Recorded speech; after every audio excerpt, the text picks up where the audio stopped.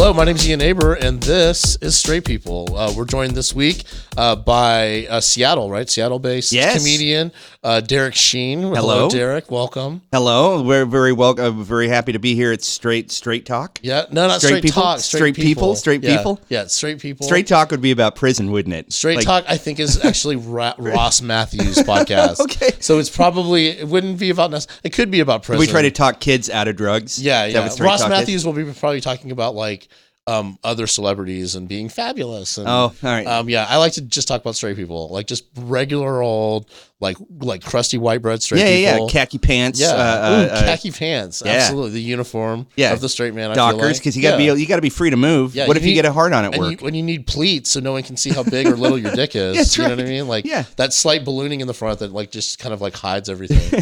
The modesty panel of. There's a video of, and I don't want to make fun of the medical condition, but there's a condition, of course, where you spontaneously ejaculate. Okay. You can't stop. It happens all the time, and apparently it sucks, and it's really painful. Yeah. But there's a video of a guy who has it all the time, and he's having these uncomfortable erections and then ejaculating during the interview. He can't help it, but he has to have double wide khaki pants to hide his erection when he goes out in public, because it just happens. And I'm like, that's what khaki pants are for. Yeah. That's it. That's the only thing they're good for. I mean, he could try a hammer pant, like a black hammer pant. Yeah, he could have gotten away with that. I don't know. There's a lot of options there. I feel like that he stalled out at khaki, probably. But that's interesting. That's a very interesting. I didn't know that condition existed. I always thought that was just the straight man's dream. It was just just jizz on command or whatever. I mean, I'm sure it is until it starts happening in the elevator or at work, or when you're helping your buddy bench press and you're just toxically masculine. You're like, here, let me spot you, man. Oh shit. God damn it. So you were in town this weekend at Relapse Theater. Yeah. How were your shows? The Saturday show was great. We canceled Friday. Yeah. Because nobody knows who I am, and so.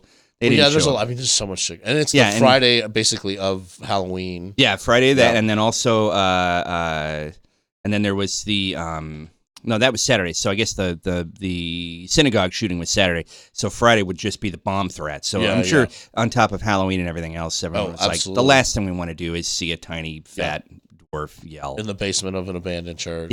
Yeah.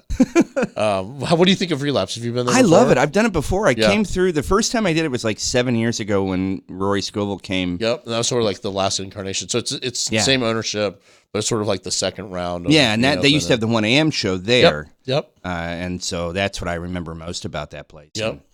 And then first season of they had it on the first season of Queer Eye. They did. I was on that. I submitted the guy. So it was me that submitted. It was Joe Gawa who was the person that was submitted, and he has a brother who does stand up too.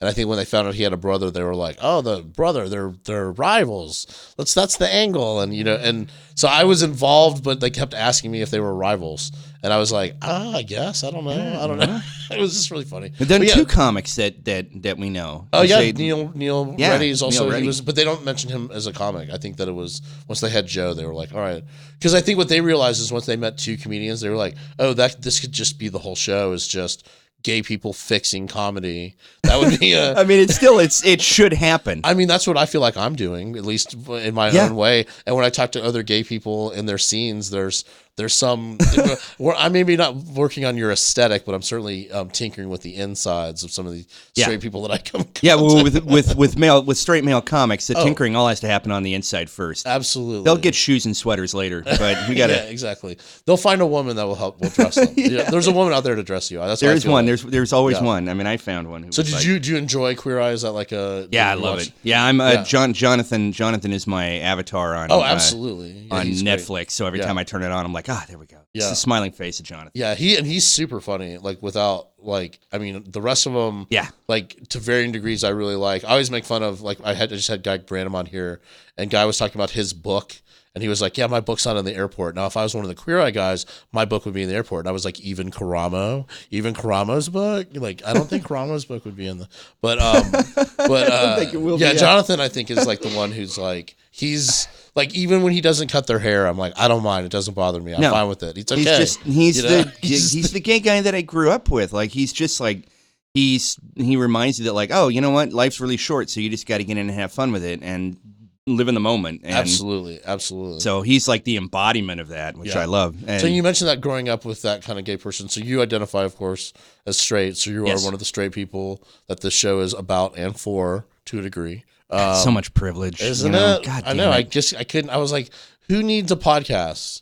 And I looked out there, and everyone's got gayness on lock. I mean, like Mateo Lane has a podcast, Cameron Esposito, Ross Matthews, of course, has a podcast. You know, all of them have. Everybody's got one, but not one by a gay person for the straight people. And I was like, that's what I'm going to do. Finally, someone's representing our voice. Finally, someone has found that we feel marginalized. And I mean, I'm taking a lot of license with doing it and making it very self-serving, but still, it's for the straight. So you came up straight where you grew up.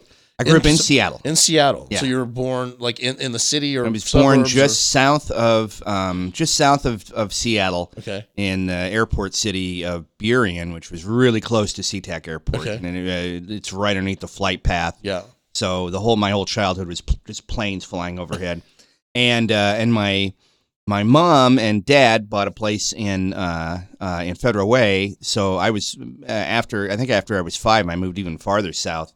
But my aunt and my uncle, her husband, I mean my aunt and my uncle-in-law, I guess, or whatever the fuck you would call it, they worked for Greg Thompson Productions out in downtown Seattle, which is, and it still is operating, but at the time was a sort of like a Folly style traveling dance show and carnival and the dancers in headdresses and shit. So her whole life was costuming, and he did set design. So it was almost always dancers. Yeah. And 90% of the drag community in Seattle worked for Greg Thompson. Yeah. So I couldn't wait to go hang out with them.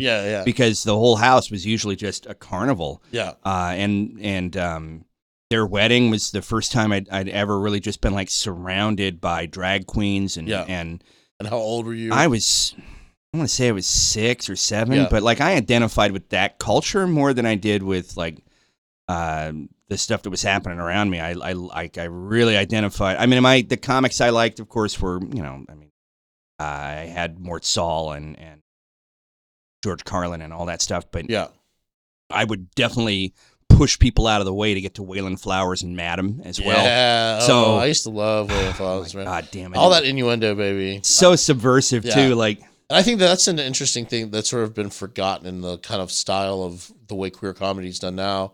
Is that that sort of innuendo is looked kind of frowned upon in a way. It is not being as authentic as just saying it and whatever. Right. But I feel like that innuendo in camp is its own kind of like style of comedy. I think so. And that in the gay expression and the queer expression, it's like I can say so much without ever saying a word that's dirty. I can make the audience complicit in everything. They think it all. They think it. They visualize it, and I never say it. And I love that kind of comedy more than anything else. Oh man, I mean, at being 6 or 7 years old, I think I got turned on to a lot of subversive stuff around that age because that's when I got hip to like Brother Theodore, and The Residents. Okay. And the Residents is the eyes. The sort of anti-music, but like anti-pop and anti-commercial stuff that was. And there's all this kind of like mythos around the masks being stolen and why the one guy wears a different mask. Yeah. And so I've never really listened to much of the music, but I've had so many friends who are like, oh, this band, and then but it's always weird. The backstory is always I mean, it's nothing you could really ever like put on to relax. Yeah. It's just like a sound study, it's you put it on and you're like, oh, I'm freaked out. Like, what is happening? But I loved that. I loved this sort of underground, like, I subscribed to Fangoria magazine, but at the same time, I was, watching, this is pre-MTV, so anytime I could get on Showtime and watch, late night comedy, anything that was remotely not Evening at the Improv or, I think I was more attracted to that side especially after being introduced. You remember the show Night Flight? Like USA? Oh man! And they would have some comedy. They'd have some comedians on occasion on those. And they'd have weird shit. That's where Barnes and Barnes, like anything that my parents didn't get, or my friends didn't get, even more so. If like my friends were like, I don't understand it. That's what I wanted. Because I think that was my identity, was I wanted to have something that was my own thing. And yeah, my thing about being gay was that what I didn't understand was like what gay culture would be like at all. And so the only reference point I had was John Waters. So when you actually met like cookie cutter white gay guys, it didn't work at all. But all the fringe groups, so all the, like if the people of color, the queer people, the trans people, the gender nonconforming sort of fell into like sort of the stylized, more artistic expression of personality in general. And that's like that John Watt. And then so it's like always the weird side of gay was always, so the queer side of gay is what I was always attracted to in terms of like, it's the same thing in which you're talking about, the subversive. So it's not even the mainstream. So it's like the more like the Will and Graces of the world were kind of like, I'm not into this, but you give me some John Waters and I'm going to be like, or give me something a little Greg bit Araki or whatever it is. And, like, see, and then like I had like that, my aunt's wedding was officiated by a drag queen. And then, of course, my dad, who was from Rhode Island, my stepfather anyway, was like super shitty, toxic, masculine, alcoholic, Portuguese dude. And so watching him be so uncomfortable was like a gift for me, like getting to see like, oh, this really, because I'd never seen any crimps in his armor at all. Yeah. And so watching him at this wedding and, the power exchange. I loved it. Like I loved it. And they knew it. He's I could the minority. Yeah. So he's the minority. They're the majority only in that moment and only in that context of, and probably in such a way that no one was going to really disturb him because that would disturb the wedding itself. But that's interesting. And watching, like getting to sit and watch this guy who was super abusive to me. So there was this really great power dynamic watching gay men who knew that he was uncomfortable, and that fed them getting like trying to get his attention more and talking to him more and being closer to him. Yeah. And watching him just be so unhappy made me so like, and so I think squirm is the word. Yeah, squirm. And I think I inhabited a lot of those personality traits because I knew they bothered my dad. Yeah.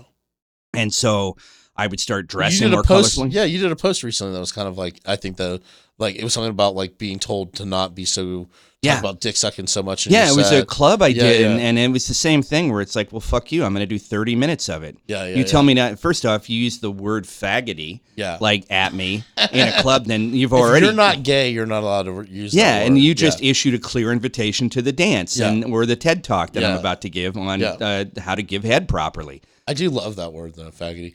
I only say it in terms of like I'm complimenting somebody. Yeah. I only use it as a compliment though. I mean, it was one of those moments, those just one of those dumb things, but even more so, I think I went in more. That's interesting in being straight that you're like, okay, well, fuck you. Because like as a gay person, like that's like the real note that we get, not necessarily in those terms. Yeah, but like I get a lot of like, I've had this happen very frequently. Do you have X number clean? And I'm like, oh, sure. And then they're like, do you have X number where you're clean and don't mention being gay? And I'm like, why would am I like just a face behind a curtain? Am I doing, I have an hour of God mic. Well, you want that? What do you want? You know what I mean? Like they never know who I am. They'll never know, and, why would you even hire me? But then I started asking straight people. I'm like, how much time do you have where you don't mention being straight? And they're like, what are you talking about? I don't get like, what do you mean? I don't know, but yeah, that's just interesting. So coming up, you knew you were straight, but you had been around gay people. So you were around queer culture. And I was around queer culture, and I didn't. I mean, I didn't struggle because it wasn't a struggle for me. But because I got very lucky, but I didn't know whether I was straight or gay, and I didn't. And my mom, God bless her, was like super. I mean, she's super liberal feminist. Yeah. Who she attached herself to poison people. Some people do, and that's what happens. But it didn't. She still her whole is very Libby, bra burning late 60s feminism, and she didn't put any of those constrictions on me. So like when I was So she wasn't like, there wasn't a kind of man you were supposed to be. You could just be. No, my dad tried to push that into me. You were raised as a person, is what I call that. Yeah, and she loved that. I mean, she loved watching me sort of inhabit these characters. They were character traits. They weren't real because I was a kid, but I saw these things that not only made my dad uncomfortable, but made me feel like I had some power. Yeah. And so those were the character traits that I started embellishing and inhabiting. Yeah. And so I started wearing brighter colored clothing, and I would I would be a lot more, I would say things that had a lot more effeminate tone to them because I would use my hands more when I talked, and it drove like him. One of your comedic influences is Madam. Yeah. 'Cause it's not really William Flowers. He's almost ancillary to the bit. Yeah. It's Madam. It's what Madam's doing and how Madam's acting and vamping it up and vamping camp. It's the same kind of And I liked that. I liked that reaction, and also I liked the reaction I got from my friends when because those were I had really good kids I grew up around who didn't have that weird like they we didn't play smear the queer, and we didn't have like nobody was like, oh, you're gay for doing that. Everyone for some reason they just got a good group of dudes who didn't have that. They didn't have that weird boy thing, and I don't know if it was like. I mean, also we all fucking sucked each other's dicks when we were like 8 or 9 years old, so that shit just happened. Yeah, I don't know. I wonder if that still happens quite this. I mean, because I had a couple of those experiences, but then those kids also grew up to be gay. So like some of them I still know as adults. So it's like those experiences that I had were with kids that then also grew up to be men who identify as gay. So I always thought that was kind of like but when I was that age, there wasn't as much. There were bullies who were very anti-gay and would call everyone a fag. But the general kind of like way we all made fun of each other wasn't to call each other gay. We didn't use gay in the pejorative to mean dumb at my age in the 60s and the 70s and 80s. So like I think Louis C.K. has a bit about it where it's like, yeah, that's what we did. And it's like, no, you were literally calling somebody a fag back then. Like it really became like a sort of 90s. It was sort of like this of like ironic Gen X way of calling somebody gay or that's gay. Which is you're still calling it gay. You're still saying it's a less than thing. And it was very. I mean, it was still. It was super derogatory back when I was a kid because it was more based around what your identity, your sexual identity. You were literally calling them a fag. You weren't calling them dumb. You were calling them, know. And I think that's what's so interesting about like comedy now. It's like so there's so many more queer people doing stand up. But the audience really hasn't caught up. Like the millennial audience, the young audience. So like young queer people go see live comedy way more than older queer people. Yeah. Because older queer people want it almost to guarantee that they're going to see something that isn't going to be offensive. They want to see if they go to see Kathy Griffin or Margaret Cho or whoever it is, they're going to that because they know that person has kind of went out of their way to say that they're pro-gay. You know what I mean? Yeah. And do you notice, so you travel a lot, so do you notice that the audiences in general are less resistant, more resistant? I think they're still like, I mean, that show that I posted about, that was in San Jose, and the audience was mainly just like UFC fans and steakheads, and that, did it go? And that prompts me, that kind of shit prompts me to more act out than anything else. I understand. And so I relish. People forget how conservative those parts of California are. And I relish in making people uncomfortable like that, especially dudes, because it's like, I didn't, I grew up straight, but I grew up super gay adjacent. Yeah. So I if anything, I think I identify more with gay culture growing up as a sub thread to my life. Yeah. So have you ever heard the term queer straight? Like that's something that seems to be bandied about recently. I mean, I imagine it's for dudes who don't want to admit that. Like, I think it's like an easy kind of the title, opposite. or isn't? It's somebody who, well, the people who I met who have identified as queer straight to me are people that are heterosexual, but are so involved in the queer community or with queer people, and they're more comfortable in those spaces than they are around traditional straight and conservative straight. Okay, well, that would describe me 100%. They just identify as queer straight, so you may be queer straight. Well, I will say this, though. I know a lot of queer people who are like, that's not a thing. That's not a thing. I'm like, if you want to join the club, you can, like, this ain't Hogwarts. Yeah. The Muggles will let them in because we need the numbers, in my opinion. So yeah, like, we got to post the numbers. I so understand. like, there's a lot of people my age who do the same thing with bisexuality. They're like, oh, that person's not bi. I'm like, if they're going to call themselves bi, we'll take them. We're counting them, put them on the number. Yeah, you know, I just always felt I want the idea that really, literally, 1 in 10 people are either literally gay, literally trans, literally lesbian, or they're queer adjacent, bisexual, bi-leaning, heteroflexible, not quite straight. Do you know what I'm saying? Like, yeah, well, I've always felt like I've floated towards. in that ether for a long time. And I'll be honest, it's always been like a point of contention with me because I don't, like, I really did push myself in my teens to see, like, how I wanted to identify.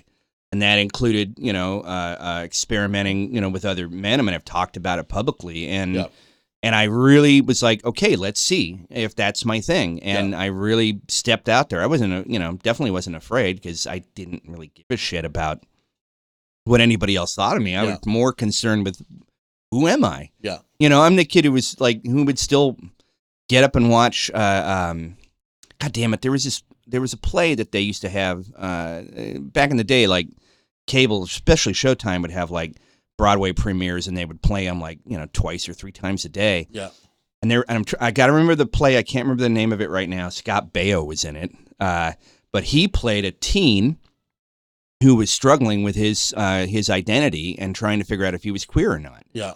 And it takes place in Brooklyn, and, you know, he's living with a Catholic mom who's super hardcore Christian, and he doesn't know what to do. I feel like I've seen it. So it's like all Italian-y kind of, I don't know the name of it. That's and there's all this like cultural pride wrapped up in it. And then he's so conservative now that's interesting. I mean, he played that. Yeah. Like, God damn it, Scott, I wish you did kiss that guy. I wish you kissed it and enjoyed it. But well, no, but I would watch that religiously. Yeah. I would watch it all the time because I identified with that struggle of like, what am I? Yeah. I have a mom who's just letting me do whatever I want. Same thing with religion is whatever you want, you know? Yeah.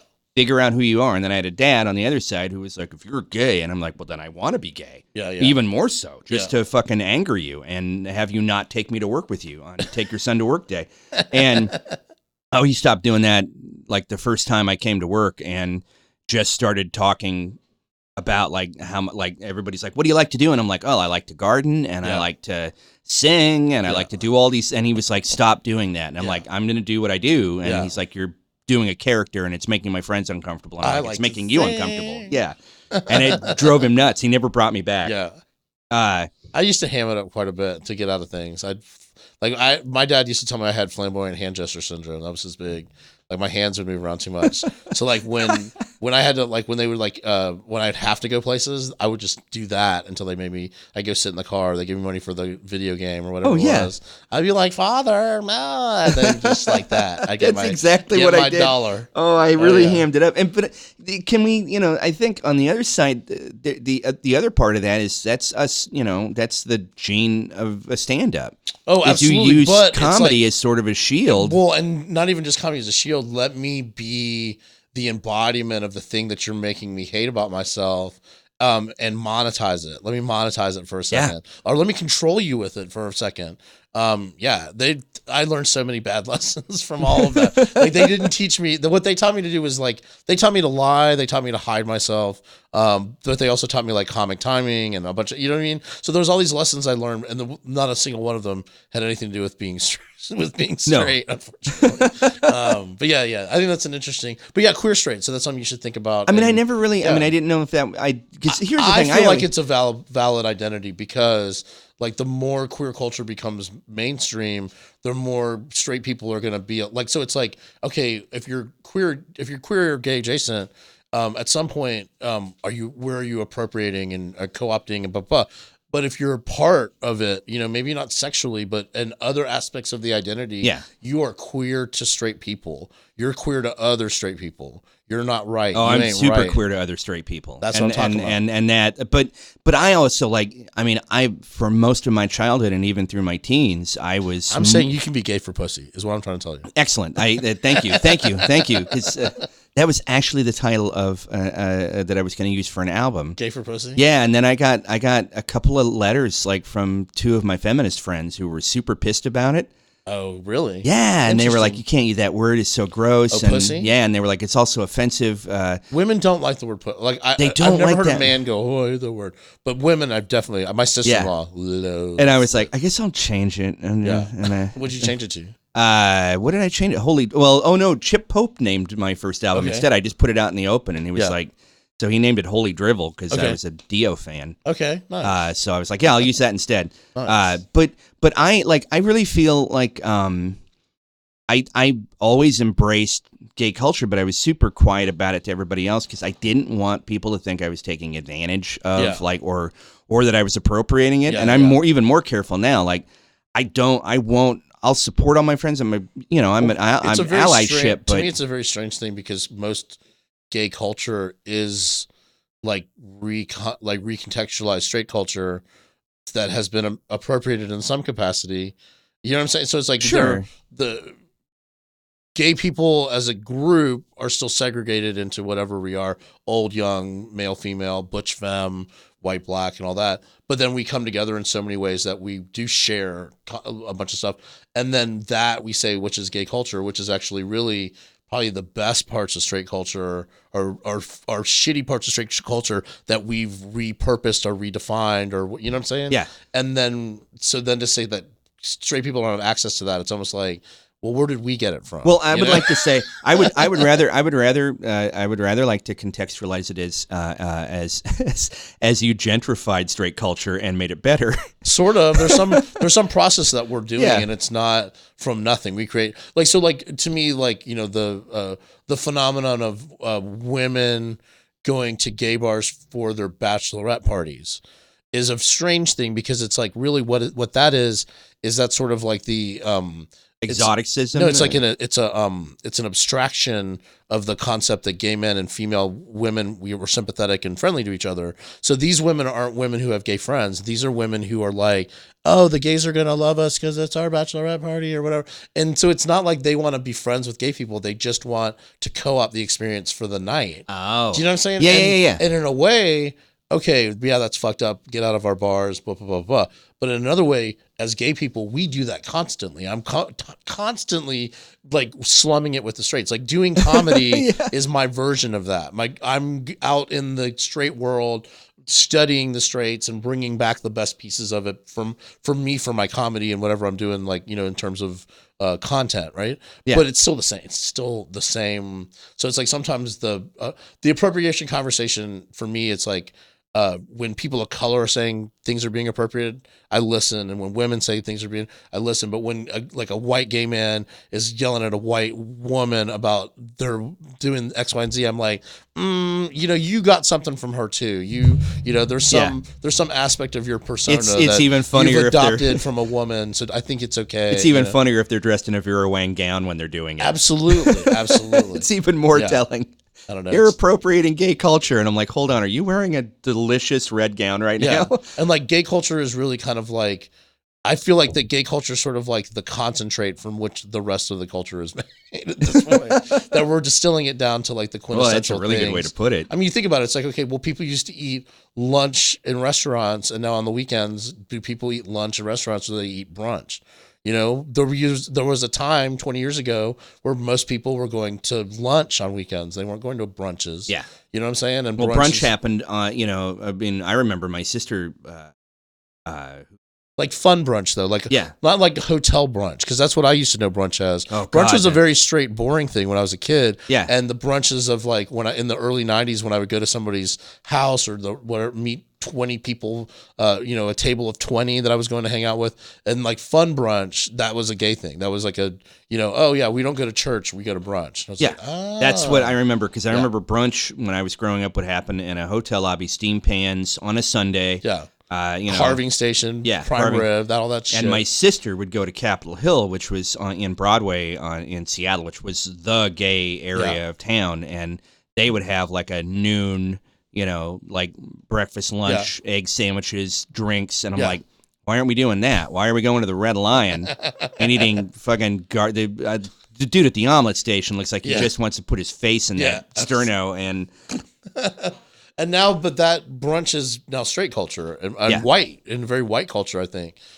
It's almost to the point where like most of the gay people that I know that are involved in brunches are waiting or running the restaurants or in the back cooking it, and you know what I mean. Because straight like, people get super jealous. Yeah. And that's why, like, that's what you see when like neighborhoods get regentrified. Yeah. Is it straight people going like, oh my god, I love that they have these breakfast places and there's so many gay people out here. We should move into this city. And then 2 weeks later, they're like, oh my god, I wish that gay bar downstairs would close at 11. Why is it so loud? We should raise the rent in here. Atlanta. That's exactly what's happening in Atlanta, and like the traditional gay neighborhood Midtown is sort of like a really kind of a shadow. I mean, it's still fairly gay, but like, and there's like significantly less gay bars in the city than there were when I first moved here. You know, that kind of thing. Oh yeah, like, I mean, Capitol Hill used to be the place. Like Broadway, you could go up there on Halloween night, and it was the best time. People would just cruise up and down Broadway, and it was just a like crazy, like Mardi Gras style Halloween parade of just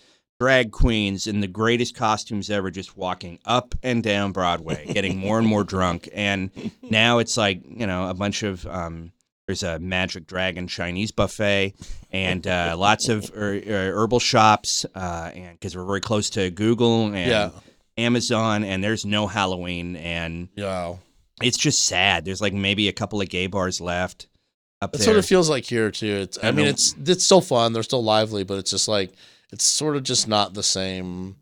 Like we don't require queer spaces quite the same way we used to.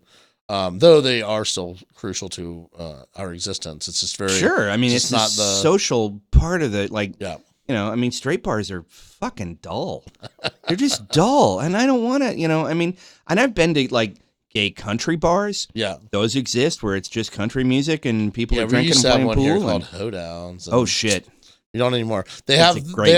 Oh, I forget what's the one in. God, I can't remember. There's one in Dallas that's amazing, and I wish I could remember that. It's right across the street from, like in Dallas, all the gay bars are right next to each other. One's called JR's, and then down the street is the lesbian bar, Sue Ellen's, and then right across the street from that is I think it might be called the Roundup. I don't know, but there's a and they take that shit very seriously. I mean, here's the weird thing when we're talking about this, and I'm immediately like.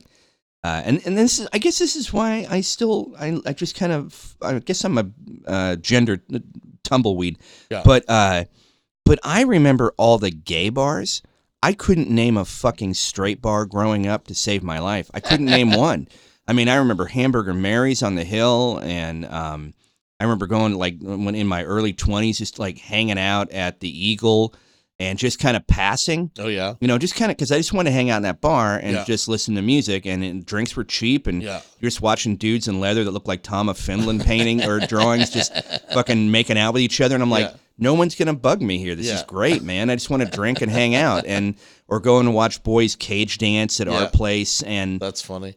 I couldn't remember a straight bar to save my life. The one bar the one gay bar in the town where I grew up in Myrtle Beach, it was called the Offshore Drilling Company, which is like, that's a pretty fucking intense name for a gay bar. The Offshore Drilling Company. Oh, God damn it. They just got rid of innuendo altogether. Well, and then it was a bar in any way that you even, like, you know what I mean? Like, yeah. Oh, yeah. Just, where are you guys going tonight? We're going to Elbow Deep Macaroni Company. Yeah, right. And but I remember looking the number up and like just seeing the name in the phone book, like Scandalot. Yeah. You know what I mean? Oh my God. Like, yeah. Oh, we're almost out of time. So let me ask you a couple of my favorite questions. I know, I'm sorry. I do short ones of these. I feel like that, like there's so much more ground to cover. Well, that for sure. You definitely should come back, and we'll definitely do another one of these. But I don't know. All the podcasts are too long. All the straight. I know they're hour, 2 hours. Harmontown. Why is it 2 hours? You don't need to be 2 hours. I don't know. Joe Rogan can't. I could edit Joe Rogan's podcast down to like 15 minutes. I swear to God, I could. I swear I could. Oh, it could. You could. Yeah. I mean, we 40 minutes of Marin is good. It's amazing. 40 minutes. I'm sure it's amazing. I just like to do half hour. I think, or thereabouts, because I think that's sort of like. How long somebody spends at a treadmill commuting and something like that. And I'm sorry because I pushed it a little more because this is one of those topics where as soon as you started, I'm like, oh, this is a deeper well than I don't really get to talk about this much. Like as a straight dude, I'm like, hell, I don't know what I am. Somebody help me. Somebody help me. All right. Well, we'll figure you out more at a later date. Tell people where they can find you. You can find me at Derek Sheen Rules with a Z.com. Nice. And it's my name at Twitter and Facebook and all that stuff. All right, awesome. Instagram 666 Derek Sheen 666. And you'll be closing Star Bar tonight. Tonight, yeah. Very excited. We hope you come back to Atlanta soon, or come back to the South soon. Thanks for having me, by the way. And then you're at the show with me tonight, right? I'm hosting tonight. So yeah, excited. I have to go get my costume. This is a really fun show, by the way. Thanks for having me. Good. I think it's gonna be a good time. I like to ask this one question. What do straight people eat? What's like a straight food? Like when straight people get together, like what are they eating? Oh, I mean, okay, like straight food, chili. That's a big one. Chili's a real straight food, with beans, for fuck's sake, because Jesus Christ, people. And then, Cobb salad. That's a real straight person thing. People like a Cobb salad or a chop. They like to say chop. That's a straight. Okay. That's a straight lady salad. Yeah, because you can share it, and it's chop, and it's got a little bit of teriyaki chicken in it, and anything panini. That's a really straight thing. Yeah. That's like taking a sandwich, and then that's how straight people fuck up a sandwich. Yeah, like, oh, you know what? I'd like to grill my sandwich, but only in specific places. That's what I would like, is if the grill just made the sandwich chew the shit out of my mouth and then was only melted every 3/4 of an inch. That would be great. That's such a straight person sandwich. Let's make the grilled cheese harder and like less grilled. Fuck you, paninis. Sweet potato fries. That's a fucking straight person food. Oh, fries weren't good enough. Now they need to be sweet, and you dicks. And then,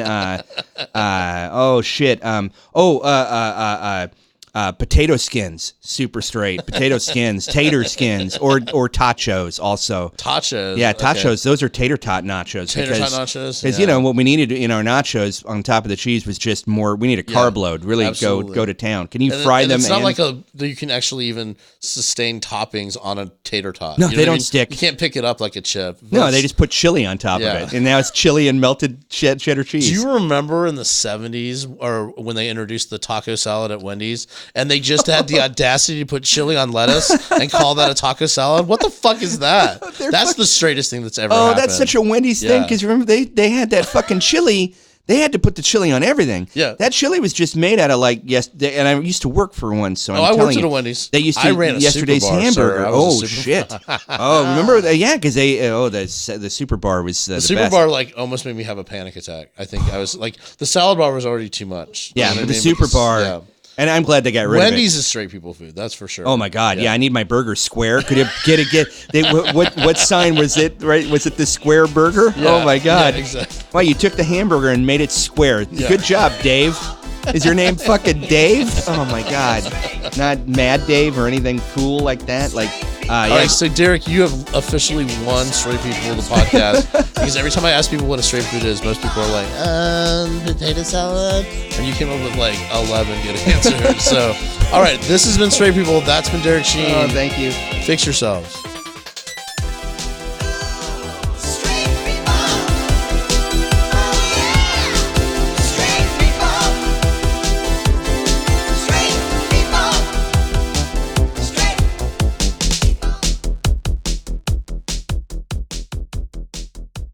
Bold Koi rolls right off the tongue.